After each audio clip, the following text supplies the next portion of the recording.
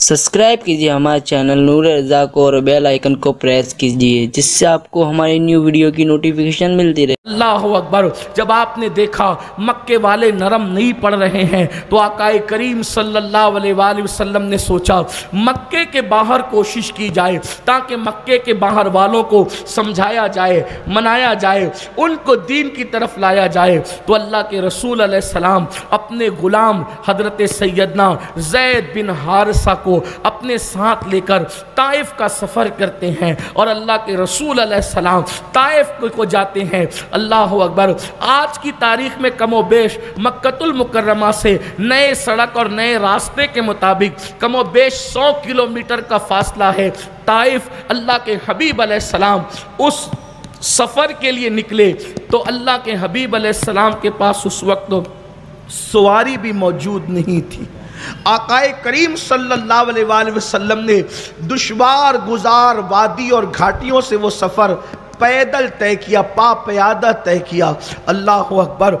Survey number 10 से golden नगर पैदल आने वालों का क्या हाल होता है और यहाँ से हज़ार खोली गोल्डन जो है वो गोल्डन नगर से हज़ार खोली जाने पर पैदल जाने वालों का क्या हाल होता है। लेकिन सोचो ये अपने नबी की मेहनत है, मुस्तफ़ा जान रहमत की मेहनत है। आज हम लोग रोटी कपड़ा मकान में उलझे हुए हैं, आज हम अपनी अपनी मसरूफियात में उलझे हुए। हमने कभी बैठ के नहीं सोचा हुज़ूर अलैहिस्सलाम ने ये दीन जो हमने पीठ के पीछे डाल रखा है इसके लिए कितनी मेहनत की है। कितनी आसानी से हम कहते हैं मौलाना नमाज को टाइम नहीं मिलता, दाढ़ी रखेंगे तो कैसे लगेंगे, दीन पे अमल करेंगे तो लोग मुल्ला कहेंगे। मेरे भाई इस दीन को हम तक पहुंचाने के लिए अपने नबी की सैयदुल आलमीन की मेहनतें तो जरा गौर करो। हुजूर अलैहिस्सलाम पापयादा यानी पैदल मक्कतुल मुकर्रमा से सफर करते हैं कहाँ, ताइफ की तरफ। तन्हा हुजूर के एक गुलाम हजरत ज़ैद बिन हारिसा साथ में है और जब वहां पहुंचे तो ताइफ के सरदारों को जमा किया और जमा करके कहा कि अल्लाह ने नबूवत अता की मुहम्मदुर रसूलुल्लाह सल्लल्लाहु अलैहि वसल्लम को,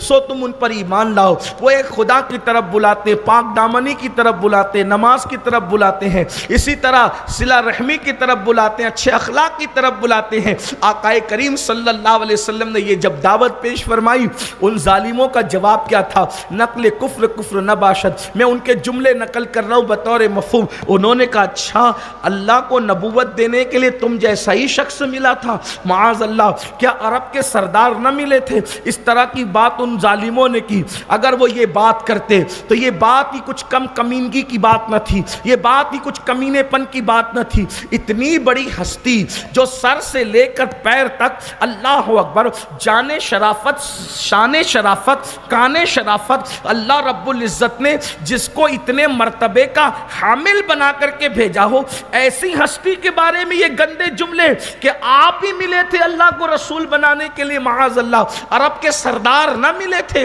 अस्तगफिरुल्लाह अल-अयाज़ु बिल्लाह। हालांकि हुजूर अलैहिस्सलाम का खानदान मक्कतुल मुकर्रमा में सबसे इनफिरादियत रखता है। अल्लाह अकबर।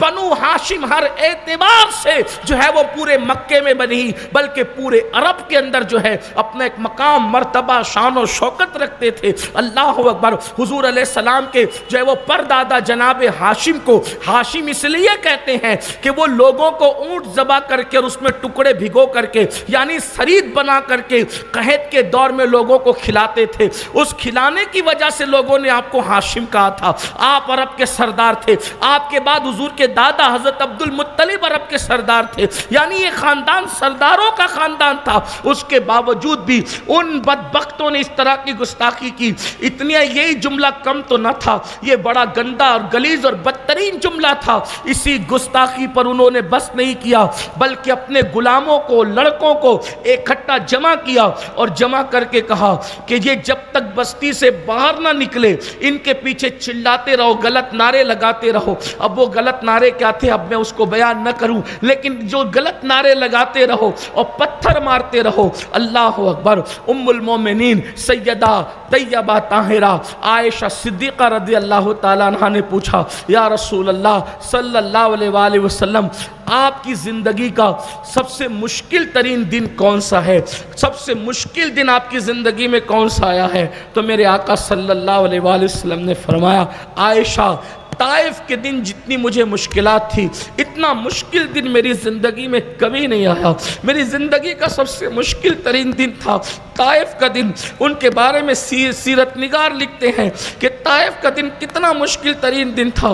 حضور اکیلے ہیں اور ایک غلام ساتھ میں ہے، اور حضور علیہ السلام جا رہے ہیں، اور حضور علیہ السلام کے آگے پیچھے قطار لگی ہوئی ہے، قطار آگے سے پیچھے تک، اور وہ حضور علیہ السلام پر پتھر مارتے ہیں، پتھر برساتے ہیں۔ سیرت نگار لکھتے ہیں وجود ناس خون میں لت پت ہو گیا، اور پورا وجود جبہ شریف لباس اقدس خون میں بھر گیا، حتیٰ کہ نالین شریف خون سے بھر گئی۔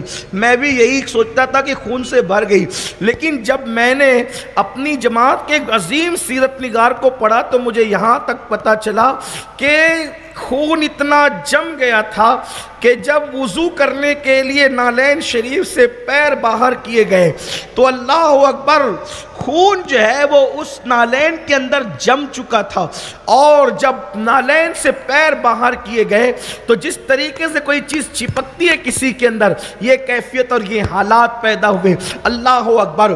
اسی پر بس نہیں، آقا کریم صلی اللہ علیہ وسلم کے غلاموں، سیرت نگار لکھتے ہیں جب حضور علیہ السلام جو ہے وہ خون میں لہو لہان ہو کر کے بیٹھ گئے تو دونوں طرف سے ہاتھ پکڑ کر ان ظالموں نے حضور کو اٹھایا، اور اٹھا کر کے حضور کی پنڈلیوں پر، پنڈلی سمجھتے پنڈلیوں پر، وہ حصہ جہاں پر ہمارا گوشت نہیں ہوتا، ہڈی ہوتی ہے، یہاں تھوڑی سی چوٹ لگ جائے تو کتنی بے چینی اور بے قراری ہوتی ہے۔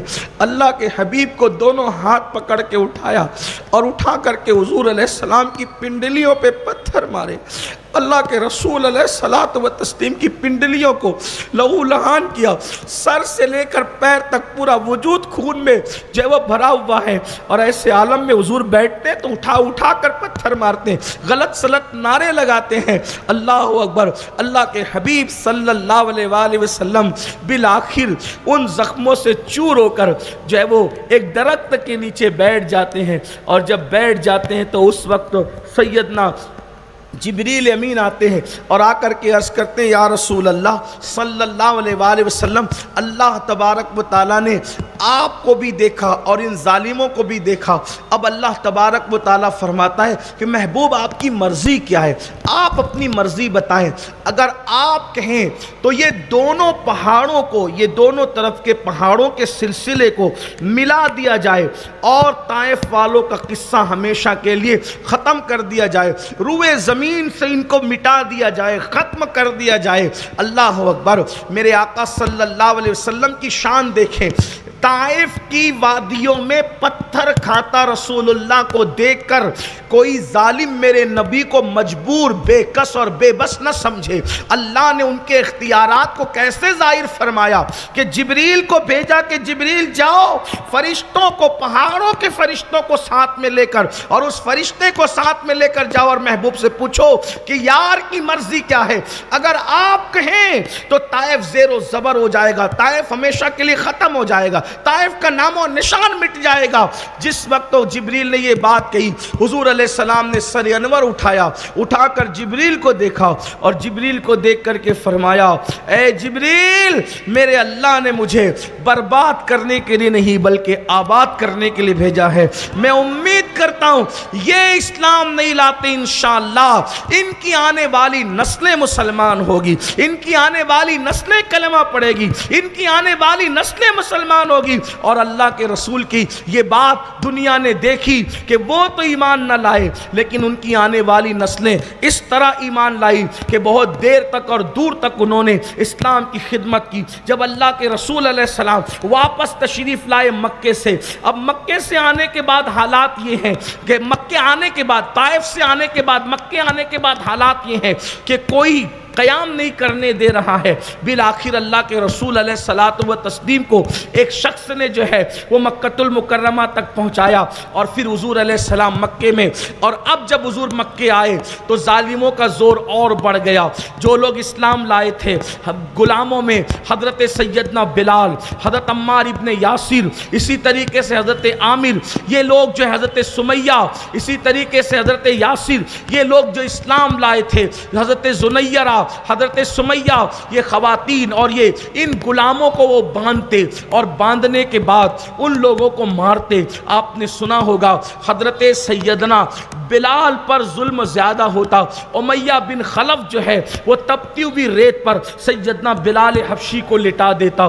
میں بس اتنا ہی چاہتا ہوں، آج ہمارے شہر مالیگاؤں کے اندر پتہ نہیں کچھ لوگوں کو کیا خبط سوار ہے کہ وہ اہل البیت کا ذکر کرتے ہوئے صحابہ کو گالیاں دینے لگتے ہیں۔ یقین جانے میں آپ کو یہی بات برسوں سے کہتا چلا آ رہا ہوں، آج بھی کہتا ہوں کہ لوگوں اہل البیت سے بہت محبت کرو، بہت محبت کرو، بہت محبت کرو۔ ان کی محبت جان ایمان ہے، لیکن محبت اہل بیت کا نام لے کر اصحاب رسول کو ٹارگٹ نہ کرو۔ اور جو لوگ صرف صحابہ کی بات کر کے اہل البیت کو جو ہے وہ ان کی حق تلفی کرنا چاہتے ہیں، ان سے بھی کہتا ہوں صحابہ سے بہت پیار کرو، بہت پیار کرو، لیکن حضور کے گھر والوں کو نظر انداز نہ کرو۔ ان سے پیار کرنے والوں کو شک کی نگاہ سے نہ دیکھو، اس لیے کہ یاد رکھنا آل بھی قابل تعظیم ہے، اصحاب بھی قابل تعظیم ہے، اور احترام کرو حضور کی نسبت کی وجہ سے، حضور کے احترام کی وجہ سے۔ اللہ اکبر۔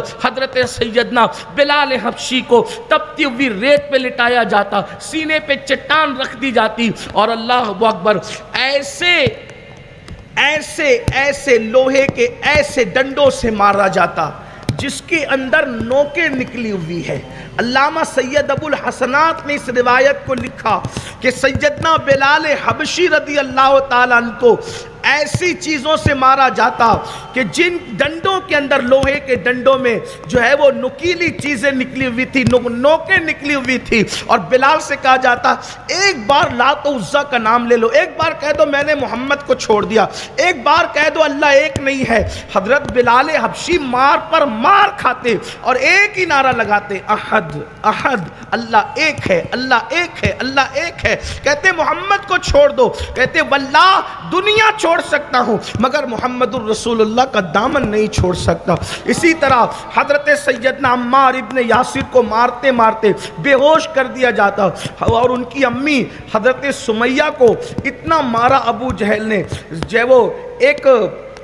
وہ ڈنڈے سے باندھ کر کے ان کو مارا گیا، کوئی پیلر کہہ لے، کھمبا کہہ لے، اس سے باندھ کر کے حضرت سمیہ کو مارا گیا، بہت مارا۔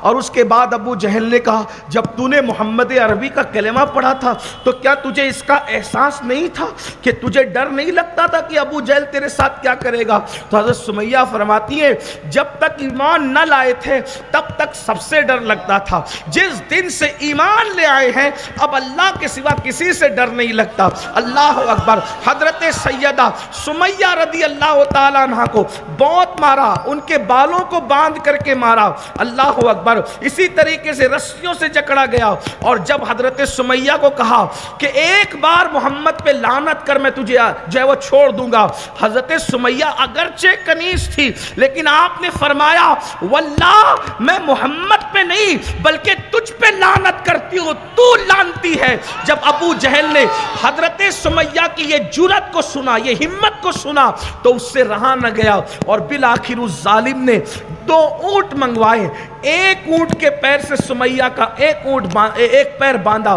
ایک اونٹ کے پیر سے سیدہ سمیہ کا ایک پیر باندھا، اور دوسرے اونٹ کے پیر سے سیدہ سمیہ کا دوسرا پیر باندھا، اور اس کے بعد دونوں اونٹوں کو مخالف سمت میں دوڑایا۔ اب آپ اندازہ کر سکتے ہیں، میری مائیں اور بہنیں بھی پیچھے بیٹھ کر کے سن رہی ہے داستان کربلا سننے کے لیے، پورے شہر سے میری بہنیں آتی ہیں، پیدل بھی آتی ہیں، بوڑھی عورتیں بھی آتی ہیں۔ میں اپنی بہنوں کی بھی توجہ چاہتا ہوں، میری ماں اور بہنوں، دین کے لیے مردوں نے قربانیاں دی ہے تو مردوں سے پہلے عورتوں نے قربانیاں دی ہے۔ اسلام کے نام پر سب سے پہلی جو شہادت ہے وہ شہادت کسی مرد کی نہیں بلکہ وہ ایک خاتون کی شہادت ہے۔ اپنی بہنوں سے کہنا چاہتا ہوں، اے میری بہنوں، صرف اللہ رسول کے فرامین کو سن کر کے یا داستان کربلا کو سن کر کے یا صحابہ کی قربانیوں کو سن کر کے آنکھوں کو نم کر کے آنسو بہا کر کے چلے جاؤ، اس میں مکمل کامیابی نہیں ہے۔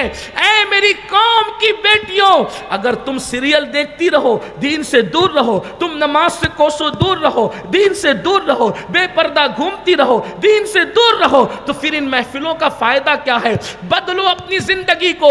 ان خواتین کو مارا گیا، پیٹا گیا، بلکہ ایک خاتون، ان کا نام میرے ذہن میں اس وقت نہیں آ رہا ہے، میری زبان پر نام ہے لیکن ذہن میں نہیں آ رہا ہے، ان کو مارتے مارتے اندھا کر دیا، اور جب وہ اندھی ہو گئی تو کہا کہ دیکھ تو نے ہمارے خداؤں کے خلاف، ہمارے معبودوں کے خلاف، ہمارے لات و عزا کے خلاف بات کی، انہوں نے تیری آنکھیں چھین لی۔ تو اس وقت اس خاتون نے جواب دیا، واللہ وہ تو اپنے نفع و نقصان کے مالک نہیں ہے، اپنی ناک پہ بیٹھی بھی مکھی کو ہٹا نہیں سکتے، وہ کیا میری آنکھیں چھین سکتے ہیں؟ انشاءاللہ میری آنکھیں میرا اللہ واپس کرے گا۔ یہ کہہ تو دیا، اور کہنے کے بعد پھر اللہ سے کہا، مولا تجھ پر یقین کر کے اتنا بڑا جملہ کہا ہے، اللہ اکبر۔ جب یہ بات آپ نے کہی، رات گزری بھی نہ تھی کہ اللہ نے ان کی آنکھوں کو واپس لوٹا۔ بہرحال قربانیاں ہیں، بڑی قربانیاں ہیں، عجیب غریب سادہ وہ رنگی ہے داستان حرم، غریب سادہ وہ رنگی ہے داستان حرم، نہایت اس کی حسین ابتدا ہے اسماعیل۔ اللہ اکبر۔ حضرت سمیہ کو تصور میں لائیں، جب اونٹ کے پیر سے آپ کا ایک پیر باندھا، دوسرے اونٹ سے آپ کا دوسرا پیر باندھا، اور یوں مخالف سمت میں، توجہ کریں، یوں جب مخالف سمت میں اونٹ دوڑے تو انسان کے پیر پھیل نہ جائیں گے، پھٹ نہ جائیں گے، جسم کا عالم کیا ہوگا؟ اور جب پیر دونوں طرف سے پھیل گئے تو اللہ اکبر، حیا کی جگہ پہ تیر چلایا، اور تیر چلا کر حضرت سیدہ سمیہ کو شہید کر دیا۔ بعض مورخین کے نزدیک یہ پہلی شہادت تھی جو اسلام میں کسی مقدس خاتون کی ہوئی تھی۔ اللہ اکبر۔ یہ حالات ہیں۔ اسی طریقے سے حضرت خباب رضی اللہ تعالیٰ عنہ، سن لیں، یہ ان لوگوں کے نام بھی ہمیں نہیں پتا ہے، حضرت خباب رضی اللہ تعالیٰ عنہ، ان کو دہکتے ہوئے انگاروں پہ لٹایا جاتا، اور دہکتے ہوئے انگاروں پر لٹا کر کے جو ہے وہ انگاروں پر لٹا کر کے سینے پر سل رکھ دی جاتی، مارا جاتا اور کہا جاتا کہ خباب محمد کو چھوڑ دو۔ حضرت خباب رضی اللہ تعالیٰ عنہ فرماتے، سب چھوڑوں گا، ان کو نہیں چھوڑوں گا۔ اور سیرت نگار لکھتے ہیں کہ حضرت خباب کی چربی سے وہ جلتے ہوئے کوئلے ٹھنڈے ہو جاتے، مگر حضرت خباب کو وہ اپنی طرف لا نہیں سکتے تھے، جب تک کہ حضرت خباب آخری دم تک کہ ان کی پیٹھ پر وہ جلے ہوئے کوئلوں کا نشان موجود تھا۔